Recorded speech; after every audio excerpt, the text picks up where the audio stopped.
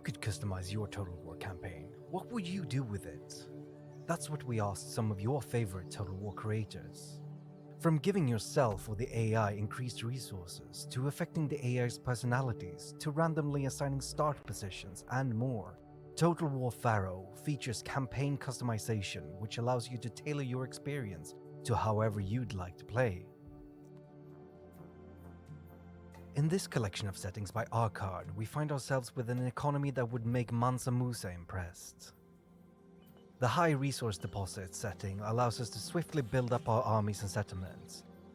As we conquer lands, we'll be able to quickly field several large armies, and with character movement set to high, we can further extend our reach on every turn.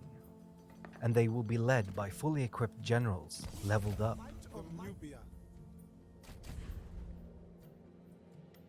But we must beware, because attrition will really hurt now that we've set attrition intensity to high. Fortunately, our card has decided to balance this out for us with unit replenishment set to high as well. We should choose our battles carefully though, because if we end up in one, we have no choice but to fight it. There is no auto-resolve and there is no retreating. But this would all be too tame if it weren't for the chaos introduced by our next settings. With public order and rebellion thresholds set to low, we'll need armies not only on the front lines but also at home. A great leader might be able to appease the masses. However, it's always a good idea to keep an army in backup in case there is a rebellion to squash. And of course, to add to the chaos, we've got random starting positions turned on for a truly unique experience each time we start a campaign. With the shroud turned off, we can see the entire world and who starts where. Perhaps you could use this to your advantage and make some good alliances. Although, good luck with that, since the AI will act extra aggressively. If you thought the last one was going to be chaotic, you've seen nothing yet. In the aptly named Mayhem Simulator, Zerkovich has cooked up a campaign that is going to be nothing but war with the highest tiered units. We've got high starting budgets, high resources, and high research rate, guaranteeing that you'll end up with tier 4 or 5 units in no time at all. Additionally, with high recruitment capacity, fully equipped and leveled up generals, as well as rebellions toggled off, we're going to bloody war. Expansionism is the name of the game, and we're going to be conquering the world. Attrition is no problem here, as we speed through deserts and mountains to get to our next destination. Battles are on the menu, and today's special is Long Pay. Clearly, Zerkovich is a fan of melee combat. There will be no retreat from any battle we choose to fight, and with the ammunition from our archers severely limited, we'll have to take it up nice and close. Is it really a fight if you can't see the whites of your enemy's eyes? And to make it true mayhem, let's go ahead and shuffle up the starting positions, as well as the personalities of the AIs around us. Perhaps we'll see an Irsu starting in the Egyptian deserts who wants nothing more than to sit down and have a nice cuppa while gossiping about the latest happenings in amongst his soldiers. But campaign customization isn't just about making the craziest and most chaotic campaign possible. Andy gives us a different take on campaign customization, with one that'll give you a good challenge for a completely different reason. Here we have no resource bonuses to prop up our armies, so we'll be taking it nice and slow.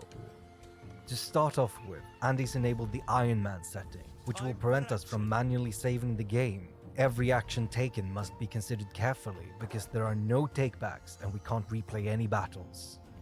An interesting combo is giving us high movement while turning off diplomatic penalties for trespassing. We can now go on the march and not necessarily attack the people next to us. Why attack the big bad wolf when he's living right next to a piggy in a straw house? Andy continues the trend of forcing us to play every battle, and considers the only righteous path to be the path forwards, but makes an interesting deviation. Clearly a man of culture, he's given us high ammunition capacity for our ranged units. This means that we can pelt the enemies from afar, while avoiding damage ourselves, unless they shoot back. Well, looks like we've got ourselves a good old-fashioned shootout. That's terrible. It makes sense that when you give someone the wheel, the first thing they're going to do is rev the engine a few times. And Lionheart is no different. we've got a selection of settings here that should throw us into some lovely bit of turmoil. Firstly, we scramble up the world and the minds in it, and then we give them lots and lots of money. The world of politics is a tricky one, and when everyone thinks they should sit at the adults' table, chaos ensues. With pretenders to the throne set to high, practically everyone and their mothers are going to present themselves as the rightful heir to the kingdom. And it's not like we can make others like us with the forbid trading setting turned on. We're unable to trade our resources with other factions, so we'll have to gather everything ourselves. As if political turmoil wasn't enough, we're going to see a lot of strife within our own lands, with disasters hitting much harder than normally, and the sea peoples posing a bigger threat in the endgame. We'll need to secure our place on the throne and fortify our lands to an almost ridiculous degree, because when they arrive, the sea peoples will arrive in force.